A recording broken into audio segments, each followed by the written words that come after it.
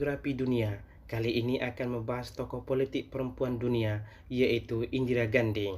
Tapi sebelum lanjut, jangan lupa klik subscribe, like, dan lonceng notifikasi untuk mendukung channel ini agar terus memberi pengetahuan tentang tokoh-tokoh penting dunia.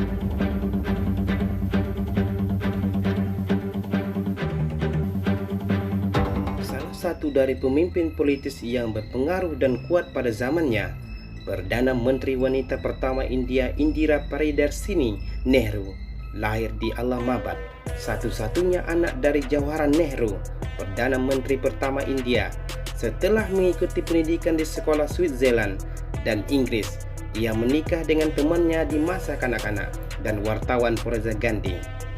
Ketika kembali ke India pada tahun 1942, mereka telah ditahan selama 13 bulan karena dukungan mereka terhadap gerakan nasionalis.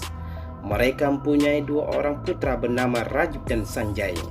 Tumbuh dan dewasa, Gandhi yang telah mengenal sebagian besar para pemimpin nasionalis yang berjuang untuk kebebasan, termasuk Mohandas Mahatma Gandhi. Setelah Inggris mewariskan kemerdekaan untuk India pada tahun 1947, dia bertindak sebagai pelayan ayahnya dan orang kepercayaan selama 18 tahun sampai kematian ayahnya pada tahun 1964. Seluruh waktu ini dia aktif dalam sejumlah kegiatan organisasi sosial dan politis. Bertindak sebagai Ketua Dewan Kesejahteraan Sosial Pusat pada tahun 1953 sampai 1957 dan Presiden dari Kongres Seluruh Kaum Muda India tahun 1956 sampai 1960, juga menjadi anggota Komite Kerja Kongres dan Komite Pemilihan Pusat. Ketika ayahnya meninggal, dia terpilih untuk menduduki kursi di parlemen. Pada tahun 1964, Perdana Menteri Lai Satri mengangkatnya sebagai Menteri Informasi dan Penyiaran.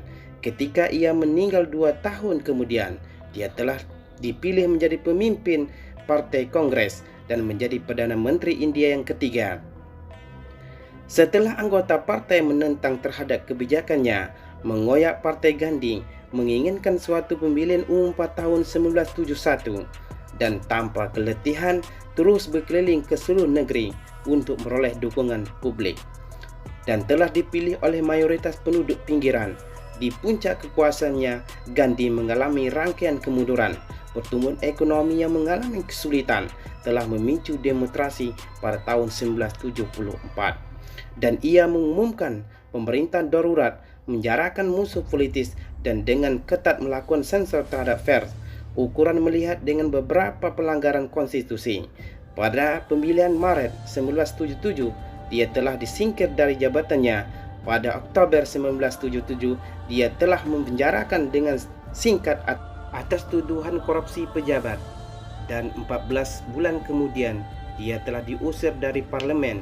Menyusul peristiwa ini, dia menyusun kembali partainya dan berhasil dipilih kembali menjadi Perdana Menteri dengan kelebihan suara yang sangat banyak di dalam pemilihan Januari 1980. Di medan dunia, Gandhi menjadi seorang juru bicara yang sangat kuat bagi dunia ketiga dan negara-negara yang sedang berkembang, tetapi dia tetap menghadapi oposisi sekretarian di dalam negeri. Pada tahun 1983 dan 1984, dia mengirim pasukan pemerintah untuk memadamkan gangguan di Punjab dan mereka merusak kuil Sikh. Di dalam suatu tindakan balasan, Gandhi dibunuh oleh 2 pengawas Sikh di kediamannya di New Delhi pada Juni 1984. Putranya Rajiv segera diambil sumpah sebagai Perdana Menteri.